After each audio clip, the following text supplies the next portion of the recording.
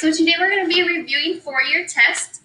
We're going to go over everything that we've learned since the first day of school. So we're going to start off with multiplying expressions. So when we're multiplying these expressions, we are going to use box method for this one because we have two binomials. So here we have 3x plus 4, and here we have 2x minus 8. So we go ahead and multiply 3x times 2x, that gives us 6x squared. Then negative 8 times 3x gives us negative 24x. Then we have 2x and 4. When we multiply those, that gives us 8x. Then we have 4 and negative 8. So 4 times negative 8 gives us negative 32. Okay, so then we go ahead and write everything out. So we have 6x squared plus 8x minus 24x minus 32. Okay, then we look and we have like terms. We have 8x and negative 24x. So when we write this, we're going to get 6x squared. And then 8 minus 24 gives us negative 16x minus 32. And that's it. Okay, let's look at the next one. On this one, we have a binomial and a trinomial. So when we make our box, we are going to make it like this, a little bit longer. It's going to be a 2 by 3. So we have 2x minus 1, and then here I have negative 2x squared plus 4x plus 5. So we go ahead and multiply 2x times negative 2x squared, and that gives us negative 4x to the third power. Then we have negative 1 times 2x squared. That gives us a positive 2x squared. Then we have 4x times 2x. That's going to give us 8x squared. Then we have negative 1 times 4x. That gives us negative 4x. When we take 5 and multiply times 2x, that gives us 10x. And last, we're going to do 5 times negative 1, and that gives us negative 5. Okay. So then from there, we're going to go ahead and take the whole thing and write it down what we got. So negative 4x cubed plus 2x squared plus 8x squared minus 4x plus 10x minus 5. Okay, and then from there, we're going to start combining like terms. So first we have negative 4x to the third power. And then here we have 2x squared and 8x squared. So together that gives us 10x squared. Sorry, that came out big. 10x squared, and then minus 4x plus 10x is going to give us 6x. And then last we have the minus 5 at the very end, and that's it. Okay, so now we have the next one. This one is a little bit different because we're not multiplying two binomials. On this one, first we're going to have to distribute the 7 to each one, and then distribute this negative 6 to each one. So 7 times negative 5 is going to give us negative 35d. And then 7 times 1 is going to give us 7. Negative 6 times negative 6 is going to be positive 36d. And negative 6 times negative 9 is going to give us a positive 54. Okay, so then from there we combine like terms. So if we have negative 35d and a positive 36d, that is going to give us a positive d. Then we have 7 and 54 together, that is going to give us 61, and that's it. All right, the next section. So on here, we are going to be solving equations. So the first one, we have 7x minus 4 equals 4x plus 5. So we're going to start solving. So we're going to go ahead and move this 4x to the other side. So you have 7 x's and you take away 4, and you're left with 3 x's. You drop everything else down. And then from there, we're going to move the 4 to the other side to get the x by itself. So we're going to add 4 to both sides, and we get 3x equals 9. Then we're going to get rid of that x, so we're going to divide both sides by 3. These 3's cancel, and we get x equals 9 divided by 3 gives you 3. All right, next. This one we have negative 2x minus 1 plus 3x minus 1 equals negative 3. So we're going to go ahead and distribute this negative 2. That gives us negative 2x plus 2. And then we drop everything else down. Okay, so before we start solving for x, we need to combine like terms. So here we have a negative 2x and a positive 3x. Together that gives us x plus 2 minus 1 equals negative 3. Okay, then we're going to go ahead and combine the 2 and the negative 1. So 2 minus 1 gives us 1. So x plus 1 equals negative 3. And we move the negative 1 to the other side by subtracting, and we get negative 3 minus 1 gives you negative 4.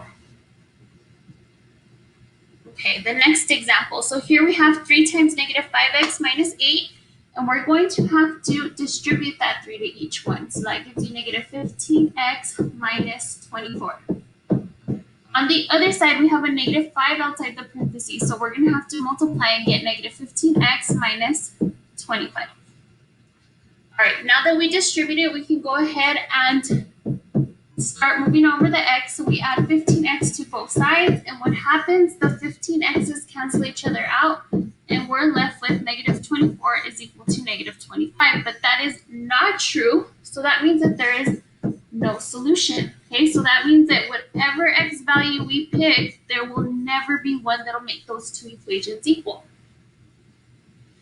All right, the next one. So here we have 4 equals 4/3 x minus 6. We first want to cancel out the fraction. So we don't want this 3 on the bottom, so then we are going to have to multiply by 3. So 3 times 4 gives us 12. 3 times 4 gives us 12 again, so it'll be 12 over 3 times x minus 6. Next, 12 divided by 3 gives us 4 times x minus 6. We go ahead and distribute this 4, and we get 12 equals 4x minus 24. And we start moving over the 24 to the other side to get the x by itself. And so 12 plus 24 is going to give us 36. I'm going to continue up here. Equals 4x. So then our last step is to divide by 4, and we get x equals 9. All right, so then the next section is linear functions review. So here it says, what is the slope of a line that passes through the points negative 8, negative 3, and negative 12, negative 3? Write your answer in simplest form. So we're going to have to use a slope formula. Okay? Your slope formula is when you subtract the y values on top, and you divide by subtracting the x values on the bottom. So if I look here, my y values are negative 3 and negative 3, so I'm going to do negative 3 minus negative 3. Okay, then now 2 negatives make a positive, so I'm going to change that to a minus. Next, I have negative 12 minus negative 8. Okay, 2 negatives make a positive, and so here negative 3 plus 3 gives us 0, negative 12 plus 8 gives us negative 4, and when you take 0 and divide it by 4, that is going to give you 0. So that means my slope here is 0. All right, the next one, it says graph the line with the equation y equals negative 5x plus 1. So to graph this, we find 1. Here's 1. And then we're going to go down 1, 2, 3, 4, and 5, and then to the right 1. And now that we have our 2 points here, I'm going to erase this so it doesn't look so messy. And we connect our 2 dots with the line, and that is your graph. Okay. The next one, it says write the equation of the line fully simplified in slope-intercept form. Okay, so when we write our equation of our line in slope-intercept form, it's y equals mx plus b, and we have to find the slope and the y-intercept and plug them in. So here my y-intercept is 5, so instead of b, I'm going to put a 5. And then all we have left to find is the slope. So we're going to count the rise over the run, and it's 1 over 1, so 1 divided by 1 gives you 1. Okay. Now usually we do not write the 1 as a coefficient, we make it invisible, so it just stays as y equals x plus 5. The next one, it says put the following equation of a line in slope-intercept form, simplify all fractions. So remember, slope-intercept form is y equals mx plus b. Now y needs to be by itself, so we need to move over the x, but it's not only x, it's 8x. So we need to move it over to the other side by adding, okay, because it's a negative 8x. To cancel it out, we would have to add. So we get 6y equals 8x plus 54. Okay, remember I put the x in front because in slope-intercept form, the x goes in front. All Our next step is to divide by 6, and we get y equals 8 divided by 6, x, and then we also have to take 54 and divide it by 6, and we simplify. So 8 over 6 simplifies as 4/3 x, and then 54 divided by 6 gives us 9. All right, the next section says, what is the equation of the line that passes through the point 1, 5 and has a slope -1? So we need to write our equation in the form of y equals mx plus b, but the only thing that we know is the slope, the m. We do not know b, so that's what we need to find. So we're going to go ahead and take this point that they give us. So y is 5, so 5 equals our m, we know is -1, times our x value here is 1 plus b. So -1 times 1 gives us -1 plus b, and to solve for b, we need to move the -1 over to the other side by adding a +1. So 5 plus 1 gives us 6 equals b. Okay, now we're ready to write our equation of our line. Y equals mx plus b. That's it. All right, the next one, it says, what is the equation of a line that passes through the points 5, 5, and 5, -8? So on this one, it's a little bit different. We're going to write it in the form of y equals mx plus b, but then it'll give us m, and then it'll give us b. So first, let's go ahead and find m by taking the y value. So we're going to subtract them, -8 minus 5, and divide it by the x value. So 5 minus 5. What happens here is the top gives us -13, and now the bottom gives us 0. So when you divide by 0, you are going to get undefined.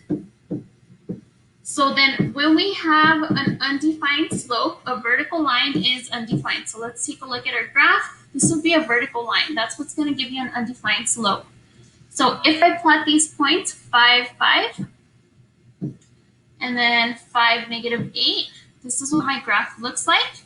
And it goes straight through our x-axis. So then that means that the equation of our line is going to be x equals 5. And that's it.